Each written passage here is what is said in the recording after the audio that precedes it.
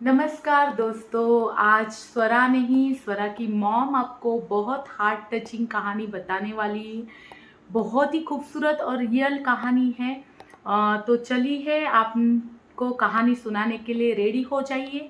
कहानी सुनने के बाद लाइक एंड सब्सक्राइब करना भूलिए मत, ढेर सारा आशीर्वाद दीजिए। Thank you so much. चलिए कहानी सुनाती हूँ। तो चलिए गाइस, आज मैं कहानी की शुरुआत करती हूँ। कहानी में एक था राजा और एक थी रानी। राजा का नाम था मनीष और रानी का नाम था मित्तल। दोनों की वैवाहिक जीवन बहुत खुशहाल थे। बहुत खुश थे, एक दूसरे को समझना, एक दूसरे की केयर करना। मतलब इतनी खुशी भरा उनका जीवन था कि बता नहीं सकते हैं। कि बोलते हैं ना, परफेक्ट पार्टनर किसे कहते हैं, तो दुनिया उन दोनों का नाम लेकर बोलती थी कि Mittal and Manish is a perfect जोड़ी। तो ऐसा उनका लाइफ का पड़ाव था। पर बोलते हैं ना कि पिछले जन्म ने हमने कुछ किया होता है तो हमें ये जन्म में भी भोगना पड़ता है। हमारे कुछ तो ऐसी चीज़ें होती हैं सो हमें वो झेलनी पड़ती हैं। तो बहुत साल हो गए, 2-3 साल हो गए उनकी शादी होने के बाद। मित्तल भी एक टीचर थी, अच्छे जॉब पर थी और मनीष जी भी अच्छे पोस्ट पर थे। उनका हाई क्वालिटी का पढ़ाई हो चुका था, वो सीए थे।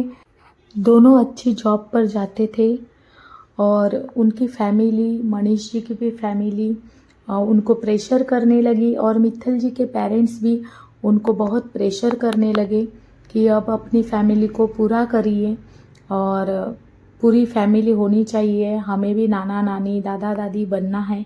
सो फैमिली, दोनों के फैमिली से बहुत प्रेशराइज होने लगा।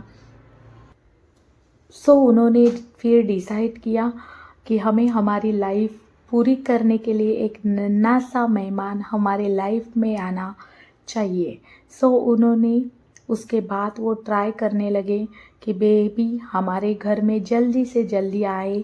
पर बोलते हैं ना गाइस, किस्मत में जो लिखा होता है वो कोई नहीं बदल सकता है।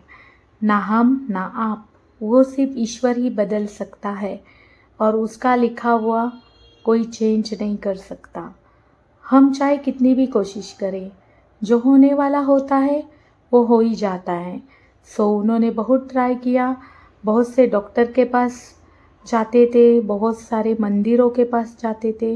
मित्तल जी प्रेग्नेंट रहती थी पर फिर रिपोर्ट आता था और उनको निराशा हाथ में लग जाती थी। उनके 8 साल गाइस इतने दुख भरे दिन उन्होंने निकाले थे कि रात दिन वो बेबी का आगमन का बहुत इंतज़ार करते रहे, मन्नतें मांगते रहे।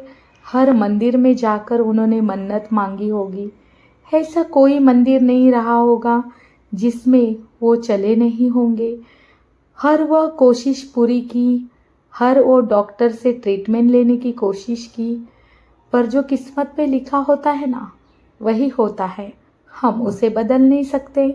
सो उन्होंने वो बाद में हार चुके।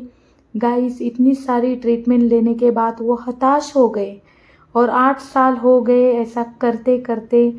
और फिर उन्होंने सोचा कि हम अनाथ आश्रम से एक बेबी को अडॉप्ट करेंगे और वो बच्चे को हम एक अच्छी नई जिंदगी देंगे। कैसी लगी हमारी अधूरी कहानी? ये कहानी आप लोगों को कैसी लगी? आई होप सो आपको बहुत अच्छी लगी होगी। दिल से छू देने वाली कहानी थी। तो नेक्स्ट पार्ट बहुत जल्दी आने वाला है। सेकेंड पार्ट, हमारी अधूरी कहानी का सेकेंड पार्ट जल्दी आएगा। आई होप सो बहुत जल्दी सेकेंड पार्ट आपको देखने को मिलेगा। Thank you so much.